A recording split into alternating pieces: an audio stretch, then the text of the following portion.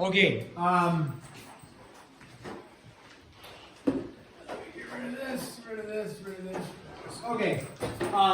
So what are our three ways to solve systems of linear equations? Graphing, elimination, and substitution. Now in elimination we also call it stacking or adding, subtracting, right? So the same thing on those ones. So on the mid-chapter assessment, if you say stacking and elimination, that's not two different ones, right? Stacking and elimination are the same thing.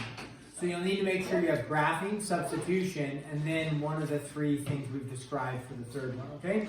So on this, one of the things that they describe, go to page 288. On page 288, they talk about the types of solutions, which we've already discussed the types of solutions.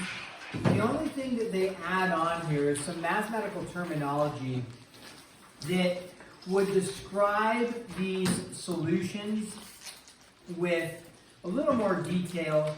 I'm not sure how much I'm going to key in on this detail. It's not too difficult, but we have words like inconsistent and consistent and independent and dependent, okay? So if you look at that purple page on page 288, it has the system, the number of solutions, the graphs, what they look like, and then the ordered pairs. So I'm going to just show this for our patrons who are not here with us. So when we look at that, you can see if the graphs cross in one spot, there's one solution, right? And in that case, if they cross in one spot, that is what we would say the graphs are consistent and independent. If the graphs are the exact same, we say it's consistent and they are dependent, if you will, on each other because they're the same graph. If the graphs are parallel, they are not crossing anywhere at all. They are called inconsistent. So that's three phrases that you can that we'll reference in the book. So when you find one solution, it is what we would say consistent and independent. If you found infinite solutions, you would say they are consistent and dependent. And then if you found no solutions, then it's what we would call inconsistent. Okay? So inconsistent there. So let's go ahead and we are going to talk about this. One of the things we're going to try to analyze, this is 6.4, is also in conjunction with this, what's the best method for solving? By the way, let me just say this. In general, is graphing the best method? No. We've discussed why it's not the best method, correct? Okay, because it doesn't, right? There's opportunity for human error. So it's not an algebraic approach, which also can be human error, but you may graph it correctly, but just be slightly off. And so that typically isn't the best. If I were to say best method to solve here, tell me, you're not actually going to solve it, I'm just going to put x plus 3y is equal to 7, 5x plus 11y is equal to 3. And I said we're not going to, you can either graph it, substitute, or eliminate. Which one's going to be the best? We're not going to solve it, you're just going to have a couple questions that you're going to look and say, Now you may prefer a method, the book is trying to channel you into thinking, one of three ways. Again, is graphing going to be one of the best methods? No. So we're kind of down to is substitution or elimination the best? Rosie, substitution. Why would Rosie say substitution? Nessie? Because one of the variables for x is 1. One of the, not variables, coefficient. On the mid-chapter assessment, really good chance they'll say, what's a coefficient? You will say number in front of the variable. If you say next to, I'm not going to mark you wrong, but again, are we typically writing y11? No, what do we typically write? 11y, okay? So, number in front of the variable is a coefficient. I believe I've put that on the board before, coefficient. What is that? Now, I'm not going to make you spell it out. number in front of the variable. Probably I'll say what's a coefficient, and then you respond with that. Okay, so the best method here would be substitution. Let's try another one without solving. What if we have 2x minus 5y equals 3, and then 4x plus 7y is equal to 9. I was just thinking, one of your methods maybe just give up, but that is not a method to actually solve it. That's maybe what you do, but not a method to solve it. Is graphing a great method? No. Okay, so we're not going to graph for this one. So we have either substitution or elimination. And both may be difficult, but let's go. Anybody want to? Shiloh. Abe wants to answer. Abe. For which one? Number 2, do we want to do substitution or elimination? I know I would do it. I don't know which they'll need. Okay, what would you do? I would multiply the top one by negative. By what? By negative 2. By negative 2, yeah. So what method is that? What method is he using by multiplying the top by negative? Elimination. Nice. So he would use elimination for that because substitution doesn't work great because there's no coefficient of 1. So we can just multiply this by a negative 2, make that a negative 4. And then, well, to get rid of the x's you would. Okay, so you can do it both ways. One reason why we get rid of the x's is you only have to multiply the top by something. If you want to get rid of the y's, you have to multiply the top and bottom to get rid of the y's. Multiply this by 7, multiply this by 5. Here, you just have to multiply the top by negative 2 to get rid of the x's. Okay? Does that make sense? Yes. Okay. So we're going to stop there with that. Let's do this. Let's talk about consistent, dependent, inconsistent, independent. I'm going to ask you some questions, then I'll help you with the phrasing. But if you have a system with 2 parallel lines, okay? If you have 2 parallel lines, are those lines consistent or inconsistent? Let's start with that. Now, we haven't talked about this much. It's just based off of the purple page that we looked at, right, that I mentioned. Are these lines, if you have 2 parallel lines, are they consistent or inconsistent? Inconsistent. Yeah, inconsistent. Okay, so that's all you would state there. You say, okay, inconsistent if you have 2 parallel lines. Good. Number 4 here, let's try this. A system with 2, and I heard this phrase the other day from somebody, which was nice, coinciding lines. Now, you might have to remember what coinciding lines are. Isn't it the same? Coinciding lines are the They're the same line, right? Same line. So if you have the same line, are they consistent or inconsistent? Consistent. They are consistent. And then are they dependent on each other or independent of each other? Yeah, they are consistent and they are dependent. Nice, guys. Dependent on what? They're dependent on each other. That's either the opposite. Hey, no talking. No talking? What?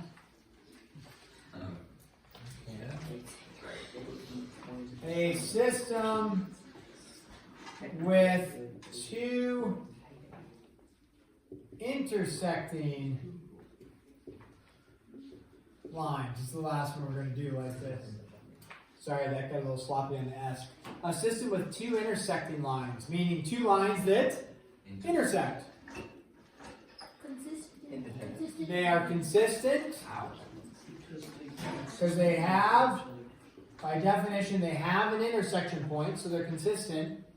And then they're independent because they're 2 separate lines. They're not the same line. Independent.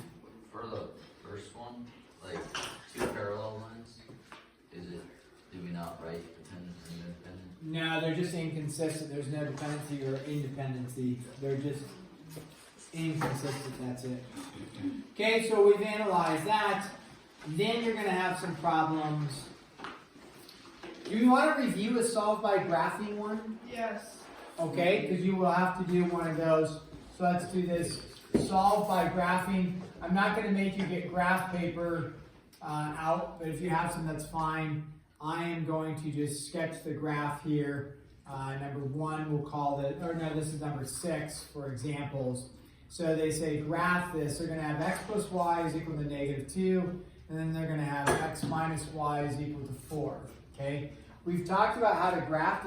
What's the most basic way to graph? If you kind of forget the equations and things like that of how to graph. X, Y, T chart. Yeah, you bet. So if we do an X, Y, T chart for this, okay, how many points do you need to graph? 2. How many points are on a line?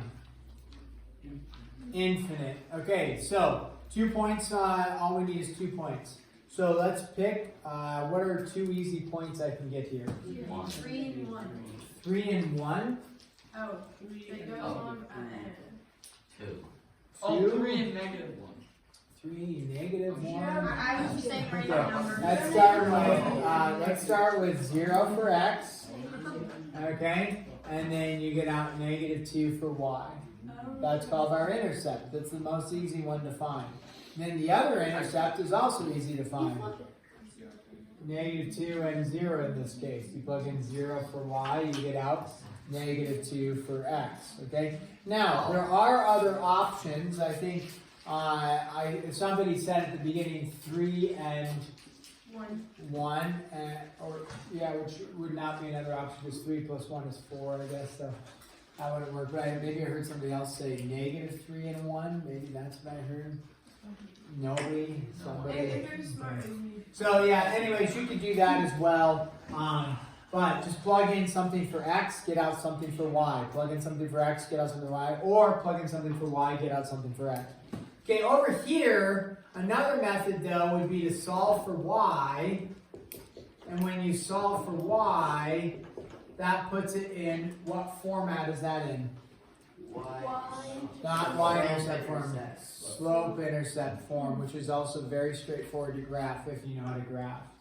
Okay, so then we would go to graph this and then look for the intersection points. And so we would say, okay, over 0, down 2, over 2 to the left, up 0. And then you would graph like this. Okay.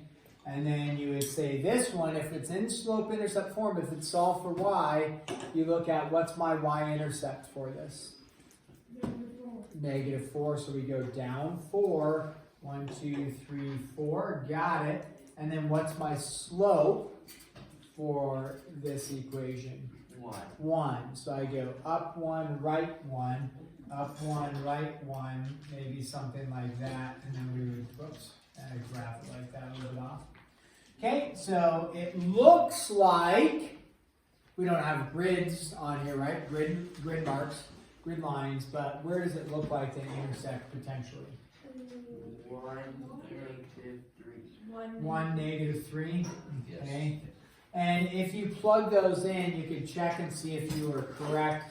If you plug in 1 for x, -3 for y, what's 1 minus 3? -2. So you -2 equals -2. If you plug in 1 and a -3, 1 minus a -3, a negative and a negative is a positive. So what's 1 plus 3? 4, and it worked out for us. Okay, so there's your graphing method.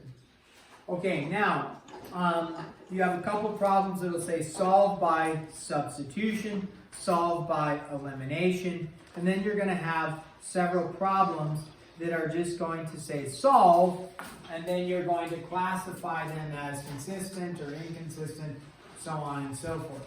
So this is just solve. You can choose any method you want. So let's start with, let's go with this one, number 1. X plus y equals 18. Again, usually when I'm writing problems, I will go like this. I will separate them. Instead of stacking them, I'll separate them out because you're going to have to usually manipulate one or both equations and then go from there, okay? So when we look at this, we're not going to graph. Not going to. So substitution or elimination. You guys go ahead, you choose, solve this, give it a shot, check with your support team around you, solve this equation, this system of equations, and see what you get. Then we'll talk about inconsistent or consistent. That part's not as important for us right now.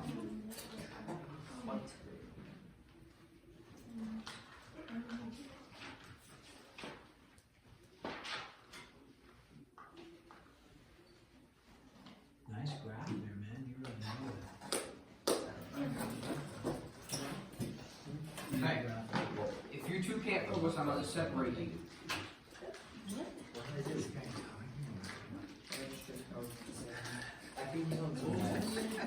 Well, you said we don't need to. Well, if I multiply the 2 and double,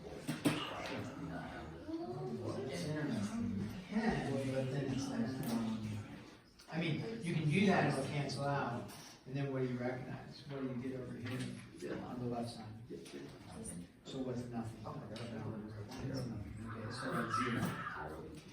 Equals is that what's the issue? Is that incorrect? Right, so is there a solution? No. No. Oh. And is that one of our possible answers? Yes. Okay.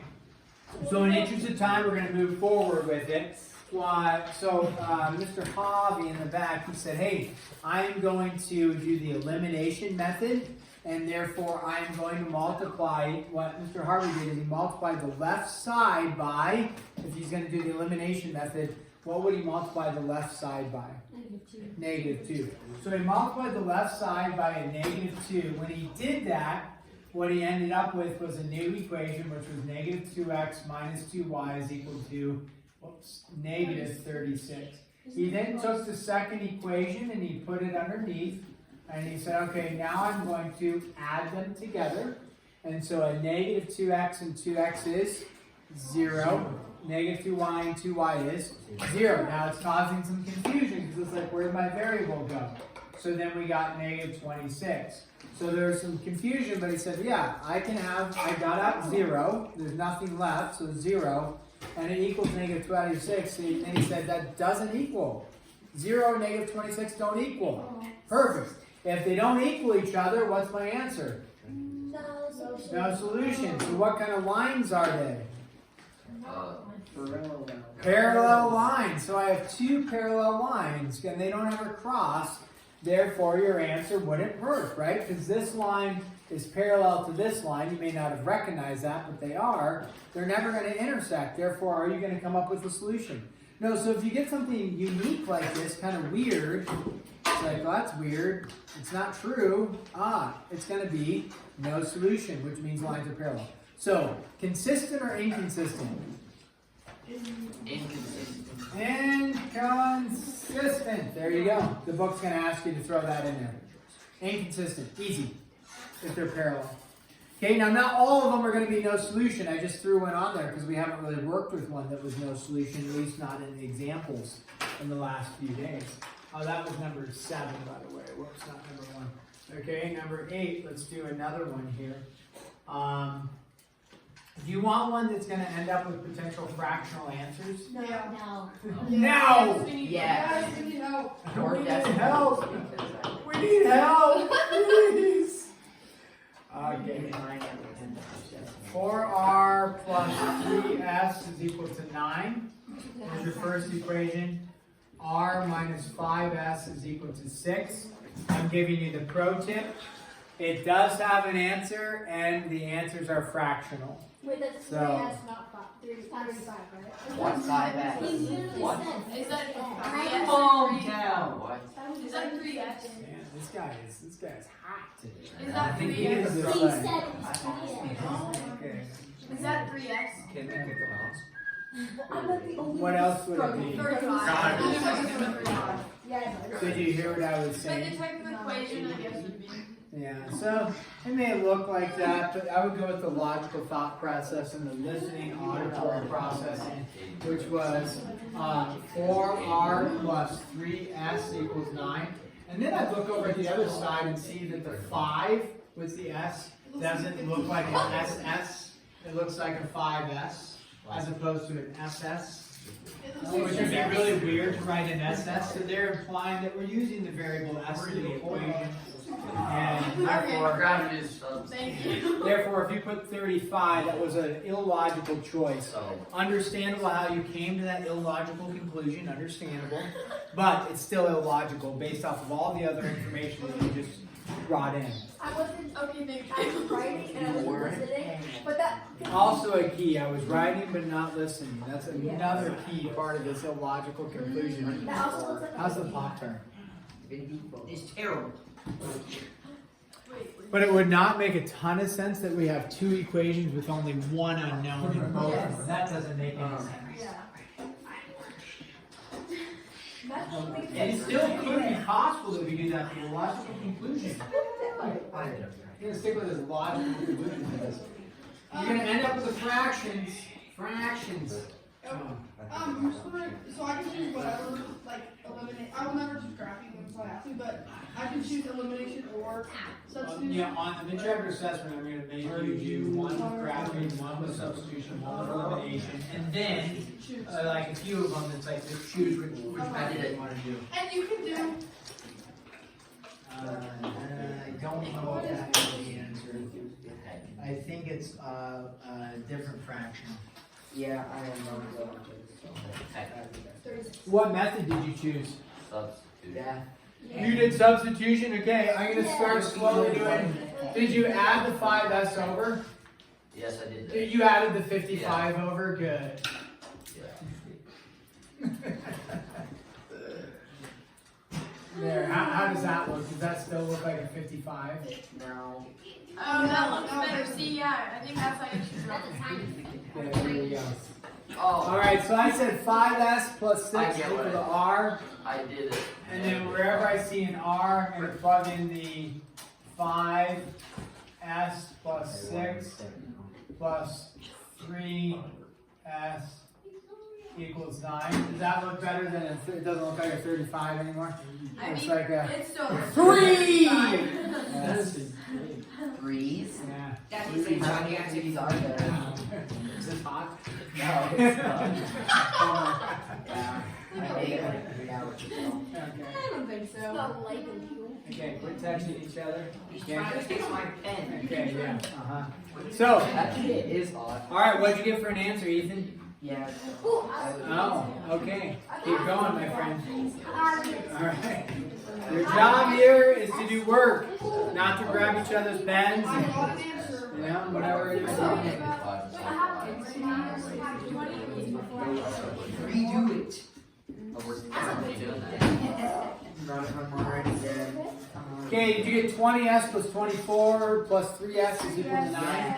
Yes. Okay, distributing the 4 in like this, and then you got 23s, right, is equal to negative 15. Does that sound about right? Yeah. Possibly. Did I do that right? Yes. 9 minus 24 is what? Negative 15. Negative 15. Okay, and then you divide both sides by 23. So f is equal to negative 15 over what? 23. That is correct. Okay? Math. I added the 5s on the first step, and then when I put it on the right side, I did it as a negative 5. Oh, Excuse me. over here you Yeah. put negative 5s. Yeah. So then the challenge here is, guys, we bring the the s is negative 15 over 23, so we say 5 negative 15 over 23 for the s value plus the 6 over 1. And so you get r is equal to 15 times 5 is negative 75 over 23 plus 6 over 1. And then you have to go common denominator. What's your common denominator going to be? 23. 23. Okay, so you're going to say r is equal to a common denominator of 23, negative 75 plus 23 times 6, which mental math, split it. What's 20? So you take 23 and just go 20 plus 3, right? So when we go like this, mental math, 23 times 6, right? Is what we're doing. Don't touch each other again. Don't do it. I've already asked you not to touch each other. Or each other's pens, for that matter. Okay, so then, right? How do we do this mental math? It's a little hard. Just take 20 plus 3 times 6. What's 6 times 20? 120. What's 6 times 3? 18. What's 120 plus 18? 138. Oh, I did. So we go 138, not 135. 138 minus 75. What's that give you? Do the math. Don't sit there and stare. Do the math. 138 minus 75. 63. Boy, did the math good work. 63 over 23. It feels like it's all divisible by what? 3, but it's not, right? Why? 23 is not divisible by 3. There you go. So there's your two values. You have R is 63 over 23. S is negative 15 over 23. The math isn't necessarily hard in terms of like, you guys should know are good. Oh yeah, I'm going to do substitution. What became difficult is the fractional arithmetic work, okay? So something to make them and keep in mind is working on those fractions a little bit, because some of your answers will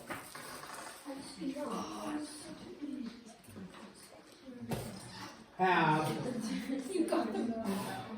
fractions.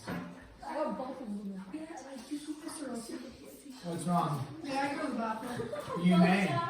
Okay, let's do one more, I think. Yeah, nice. We're making good headway. This is number 9 here. Okay, so number 9, we're going to solve this one. This is, sorry guys. Do they intersect in, do they intersect? Yes. So consistent or inconsistent? Consistent. Are they dependent on each other? No. Independent, because they're two separate lines, because there's only one intersection point. Thank you for reminding me of such terminology that is necessary. You're welcome. Oh boy, here we go. This one looks, whoa, outside our scope of what we've seen before. No? Okay. Exercise is so much fun. Shut up. Yeah. Okay. I've already had the room. Take a look at this one. On the right side, as you're writing down the right equation, does the right equation look unique or anything on the right side? Yeah. No. The right side. Oh, no. The right side. The right side, does it look like equations we've worked with? Yes. Yeah, you bet. The left side, does that look like equations we've worked with? No. Nah, maybe kind of. It's like, whoa, what's going on there? So what do we want to do on the left-hand side? Distribute, simplify it down so it's an x and a y and then a constant, right? Put it in the formatting that we're used to. So just go ahead, distribute in those values. Pro tip, -5. Don't forget to distribute the negative. Very good. -5. Don't forget to distribute the negative. There's your pro tip. Hey. This is Easy. yeah. That's kind of scary. If it's easy for you, Rosie, if it's easy for us, then so wait, hold on. How do you distribute the x's? Just want to be 100% sure. And then you gotta simplify it down. Okay, so I did get it. I think. Wait. Simplify it Yes, down. I did get it For right. me, if it's Is it gonna be a fraction? are we supposed to like solve it now? I'm solving it. What? I said for me, if it's easy, then I did something wrong.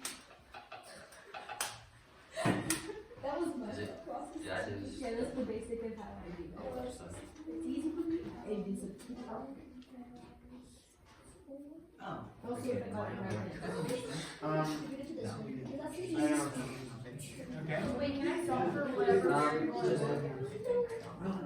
What?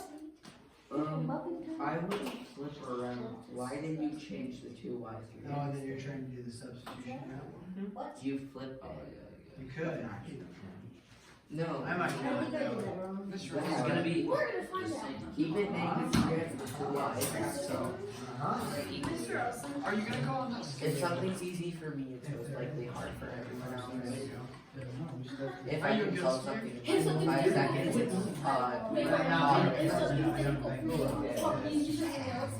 Struggling with addition. Yeah. Oh, yeah. I think the biggest clip I've ever done is like 15 feet.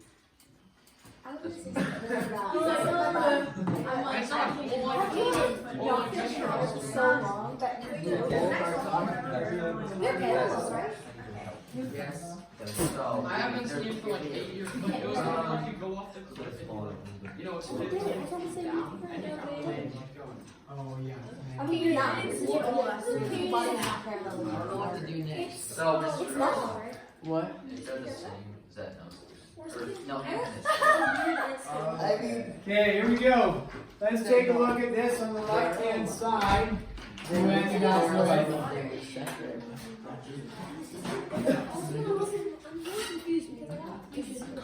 Take a look up here.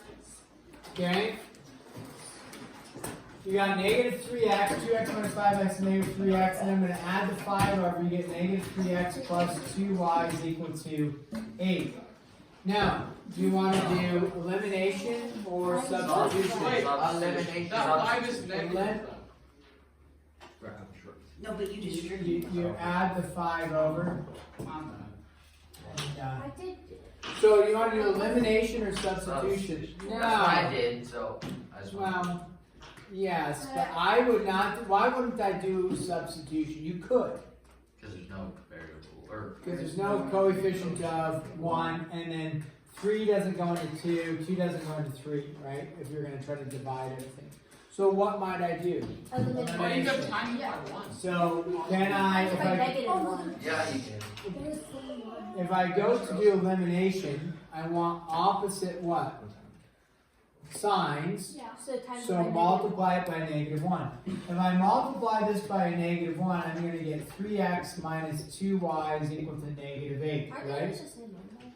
We're getting there. So then you would take, I'm in agreement, I would take my new equation that I multiplied by a negative 1, and I'd put up there 3x minus 2y is equal to negative 8. When I go to combine those, 0 is equal to 0. Is that a true statement that 0 equals 0? Yes. Yes. Yes. Was 0 equal to negative 26 a true No. statement? No. So that was a no solution. If 0 equals 0, so it's a unique solution, you're like, wait a second, it's true, but it's like weird because there's no variables left in it. Then you know you have, which many of you have been saying, you have the Same line. exact same line, which you could recognize, oh, this is the exact same thing as this. Therefore, they are coinciding lines. How many solutions do you have? Infinite solutions is your answer. And are they consistent or inconsistent? Consistent, and then Dependent. they depend on each other because they're the same thing, dependent. I love those. Okay? Whew! What an absolute journey. Okay. You sound so damn. I have not to do a single liquid all day. Don't. Okay, so here's the deal. I did tell you that this one was going to be a 2-day lecture. I think we're essentially done with it. However, we have 6-3 due Monday. Sticking with that because I said this one wouldn't be due Monday. I think I said that yesterday. So I'm going to stick with that. It has on the video. 6-3 is due Monday. This 6-4 is going to be due Tuesday. Now 6-5, that one may end up being a 2-day lecture because we're getting into some story problems with motion. Distance equals rate times time. I hate those. That's So that one probably will end up doing a couple-day lecture on. So also mid-chapter assessment, you can be expecting that sometime, not Monday, but probably on, does a Wednesday sound nice? Yeah. I think a Wednesday mid-chapter assessment, it'll be over 6-1 through 6-4. Maybe a problem from 6-5 on there as well. We'll see how 6-5 goes Monday and Tuesday. So mid-chapter assessment, for those of you who are struggle to remember things, you should be doing what with the information I'm giving you? Yeah, writing it down. So I know I'm kind of dialoguing about mid-chapter assessment would be on what day? Wednesday. And that was, I think, is a good day. Otherwise, I think we're going to get too much information to try to do a mid-chapter assessment on Wednesday. And then what is that going to be over? 6-1 through 6-4. 6-1 through 6-4, and Possibly 6. maybe 6-5, but I'll let you know like on Tuesday, hey, we're going to throw a 6-5 question on there or something. Okay, we're going to stop there. Only a few minutes, but enough time to work on some problems. So go ahead and get started.